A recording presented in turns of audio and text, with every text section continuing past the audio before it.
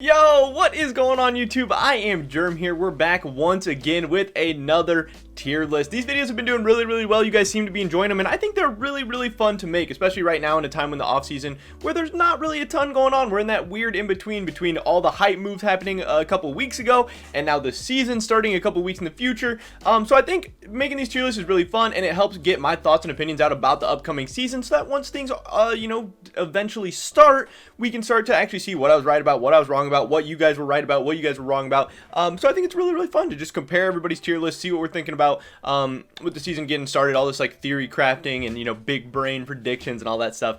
So yeah, we're knocking these out. We got a couple more left to go in the LEC, a couple more left to go in the LCS, and today we're going to be running through my tier list for the top laners in Europe that are projected to be starting for 2021. Again, not all these moves are finalized or anything yet, but these are who we project to be the 10 starting top laners. But before we get into this, real quick, I just want to mention, if you're not already subscribed, definitely click that subscribe button really quick. It's fast, it's free, it's easy, it helps you guys stay up to date on my latest content, and I would appreciate it a ton. We recently hit 5,000 subscribers, which is crazy, which is so awesome. Thank you guys so much. But let's keep it going. Let's go for 6, 7, 8. Let's try to hit 10. That would be insane. I hope 2021 is going to be a big year.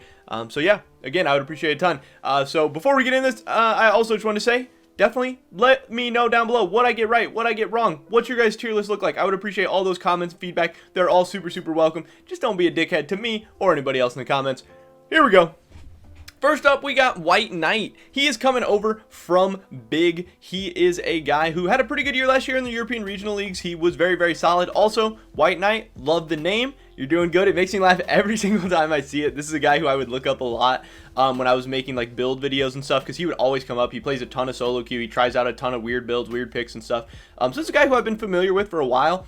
With that being said, I'm not super hyped up for him. He was okay. We never actually saw him at like European Masters or anything, so it's tough to judge too much. Also, he's coming into this Astralis team that seems like they are very dysfunctional. The roster looks very rough. I think it's going to be one of the worst teams, if not the worst team in the entire LEC, and I think that is a knock on a lot of the players, where even if you do perform well, even if you do stand out a little bit, I think you're maybe not going to look as good, because we've all played solo queue before. When your team's just straight running it down, when your team is just straight outclassed in every position, it's hard to stand out. It's hard to put up good stats. It's hard to even stay in your lane, build leads when you're constantly fighting against people that are super strong and super ahead, obviously. So it's going to be rough. I think a lot of these guys on Astralis are going to have a rough year. It's a lot of new guys coming into the league, and it's not even the most hyped prospects in every single position. Again, I think White Knight is a guy who's kind of hard to judge too much, because we haven't really seen a ton of him, especially at higher levels, and he's just getting thrown straight into the LEC.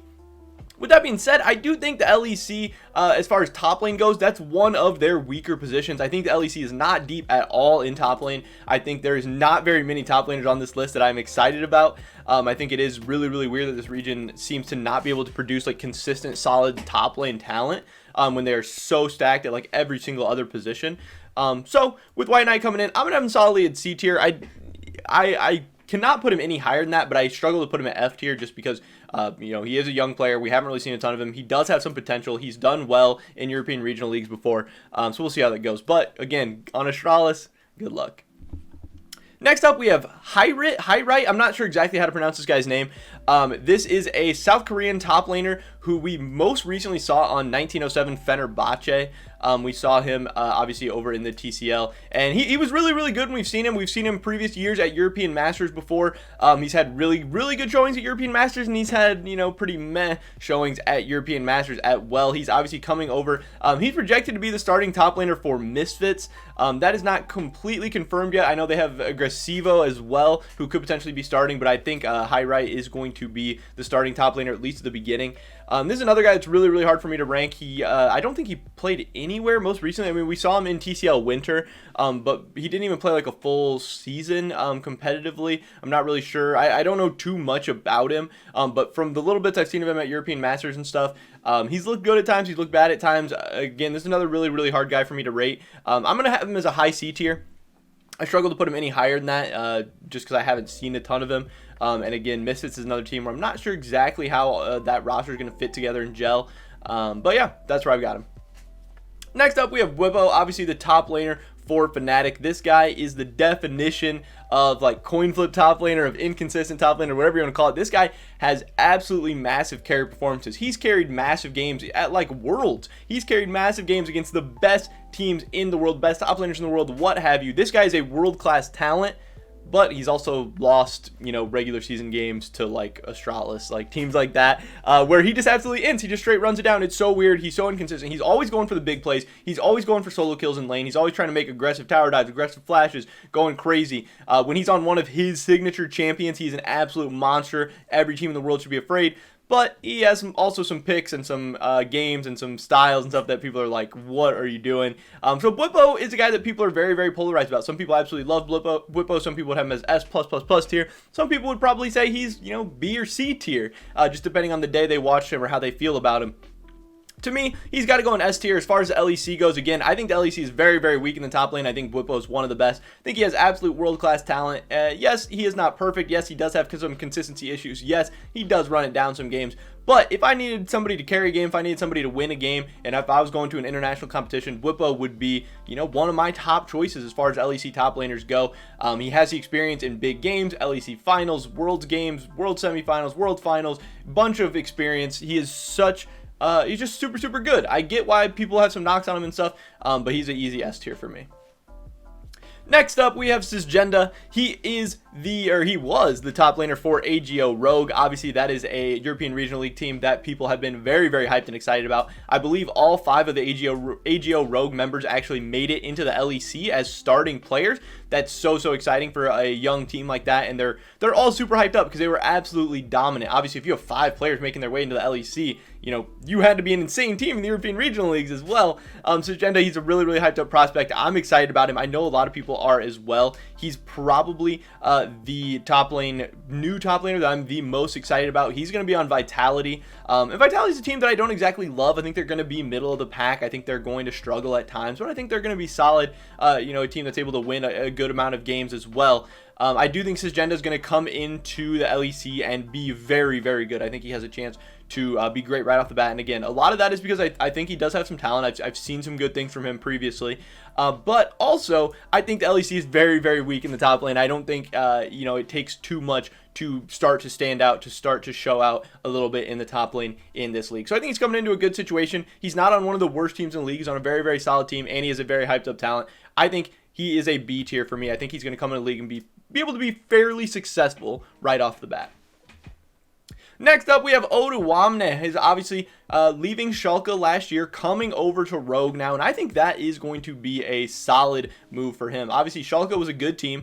They had a very, very miracle run at the end of their year, and who knows if they're going to be able to replicate that in 2021. I know a lot of people expect them to kind of be moving down the standings a little bit, probably not be as crazy successful as they were towards the end of the year last year, but now he's moving over to Rogue, who I think is going to be one of the best teams in the LEC. I'm very, very hyped for them. That is an absolutely loaded roster with Inspired, Larson, Hansama. They're bringing in Trimby, which is a little bit of a question mark. Obviously, people loved Vander. People thought Vander was very good, but people are very hyped up for Trimby as well.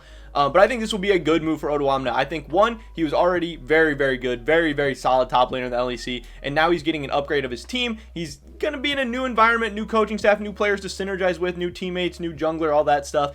But if he's able to make that transition smoothly, I think this is going to be a solid upgrade for him. I think we will see an improvement in Oduwamne in 2021, and he was always very, very good before. But he's going to need to step up because this team is trying to make it to Worlds, and they're trying to make it to Worlds and do damage. So they're going to need a good Oduwamne this year. He is a veteran. You know what you're getting with him. He is an easy A tier for me. Next up, we have Genax. He is obviously the top laner for SK Gaming. This is a team with a lot of new faces coming in. They have Tynex, they have Blue. It's going to be interesting to see how all these new faces are able to come in, work together, all that stuff. But obviously we've seen Genax before. You know what you're getting with him. We saw him in the LEC last year, and he just wasn't that good. He had some games. He did carry some games. He does pop off every once in a while. I'm not saying he's absolute trash or anything like that, but he's just not that exciting for me. I think he's going to be one of the lower ranked top laners in the LEC. This is one of the guys who, you know, if there was a replacement out there, I wouldn't be surprised if he got replaced. I just don't think he's very exciting. I don't think he's going to have that great of a year. I think SK is going to be an interesting team if Tynex is able to work out, if Blue is able to work out, if Treats can come into that team and be a beast. They could, you know, exceed expectations and be a very, very solid team. But this team has a lot of question marks. I have a lot of question marks about Genax personally. And yeah, he's not that exciting for me. But again, top lane's weak position. He could definitely stand out, but I got to put him in the C tier.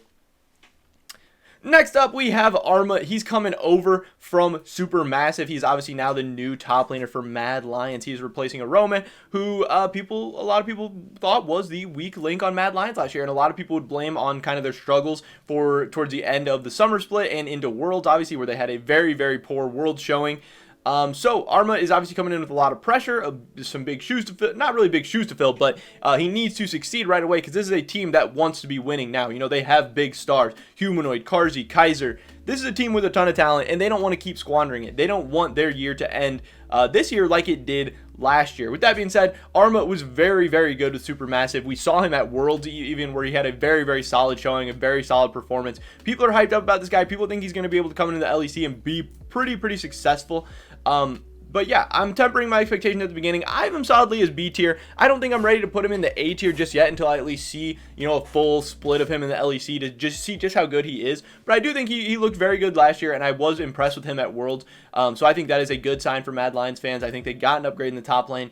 And it'll be interesting to see how this team's able to work together with a couple new pieces, because man, that team is so loaded with, you know, the bottom side of the map. Humanoid, Karzi, Kaiser, that's insane. These players should be performing. They should be competing for LEC titles. They should be doing damage at Worlds. They shouldn't be, you know, not even making it out of the play-in stage at Worlds. So Arma's gonna have some pressure on him. That team needs to succeed. I think he's gonna do a good job. I think he'll be B, and I think he could easily move his way into A tier as the course of the year and the split plays out.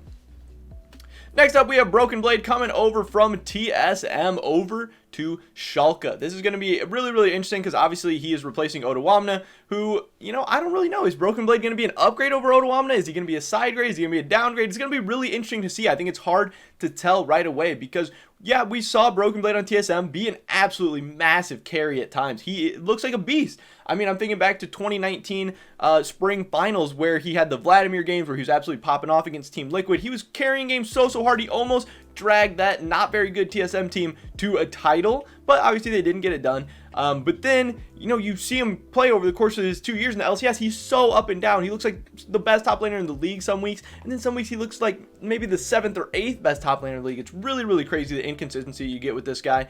Some of it, you know, you could blame on TSM's playstyle, their management, whatever, but some of the blame has to go on Broken Blade for sure. And then also you have this latest Worlds performance from Broken Blade where he didn't look very good. He looked pretty bad, honestly, but a lot of TSM did. So again, it's hard to tell what exactly you're going to be getting. I think the move over to the LEC could be really good for Broken Blade. Obviously, European solo queue, European coaching staffs, environments, infrastructure, facilities, all that stuff, people would say is an upgrade over the LCS in most ways as far as competitive goes. So it will be interesting to see how Broken Blade is able to do in this environment. Obviously, he's coming back to Europe, coming closer to his family, all that stuff. I think there'll be a lot of positive things going on for Broken Blade. I have him solidly as A tier. I think he's going to be one of the better top laners in the LEC. I think he's going to have a big year. I think he has a solid team around him. Gilius, Abadage, a lot of you know, veteran players who can you know, perform and should be able to help him out. But we'll see how it goes. If you get the good BB, he's S tier. If you get the bad BB, he's you know, he might be a C tier some days. Next up, we have Wonder, the top laner for G2. Obviously, G2 is coming in very hyped off of the last 2 years where Wonder, you know, made it to the World Finals, won MSI. This year, he made it to World Semifinals. They didn't get to play MSI, but I'm sure they would have done very well there as well. He's coming in, and he's a beast. He doesn't even play solo queue is like the meme, and you know, he can play every single champion, he can play every single style. This is another guy who has some inty games. There is some games where he just runs it down, but that's kind of the G2 style. You know, they go balls to the wall, and sometimes it fails, but no matter what, they're always learning, they're always getting better. He can play every single pick, he can play every single meta. This guy's a monster. He's been great on the world stage. He can play carries internationally. He can also play, you know, everything else at a world-class level. This guy's one of my favorite players to watch. I love him in the top lane. He's an easy S++ tier for me. Best top laner in the league. And I think G2's, you know, obviously I think they're due to have a really big year. I think they're going to win the LEC, and I really hope that they're able to do some damage at Worlds once again. Again, I think anything short of a World Finals is going to be a disappointment for this team. So obviously that's a lot of pressure, but the G2 players are used to it. They can rise up to it, and I think Wonder is going to be a beast in 2021 once again. And finally, we have Kryze, the top laner for XL. And you guys know, you guys see I have nobody in the F tier yet. And you know, it's not a tier list unless you throw somebody in the F tier. It's always funny, and it's always spicy, and it's just no fun. If you keep everybody out of the F tier, that's no fun. Kryze is going to be F tier for me. We saw him a little bit in the LEC last year. I was not that impressed with them. Again, these 4 guys, I'm really not too excited for any of them. So if you wanted to move any of these guys around, if any of these four you think was going to be the worst, I wouldn't argue with you too much. If you thought White Knight's going to be the worst, he might be, because his team's going to be super, super bad. If you think Gen X is the worst, he might be the worst as well. But I'm going with Kryze in the F tier. I have a lot of question marks about this XL team. I'm not super hyped up for Dan. I'm not super hyped up for Kryze. So I think the top side of the map is going to be rough. I think they're going to lose a lot of 2v2s. And from what I've seen of Kryze in the LEC so far, he hasn't really impressed me a ton anyway. So, you know, I'm already not that excited about him. I'm not too excited about this XL roster. I know people are really hyped up for Jekyll Lad and Patrick, and I think they'll be able to do a lot of good things, but I think they're going to be held back by their top side of the map, and that's going to be Kryze in the F tier for me. But there it is, guys. There is my LEC top lane 2021 tier list, ranking the top laners that are projected to be starting for every single team in the LEC coming up for the 2021 season. Definitely drop a like if you enjoyed this video. Leave a comment down below. What did I get right? What did I get wrong? What does your tier list look like? I would love to hear your guys' thoughts and opinions on everything that I talked about today in this video. Definitely subscribe to stay updated on all the latest content. Check me out over at Twitch, twitch.tv/I_am_germ. Hopefully I catch you guys in the next one. But until then, peace.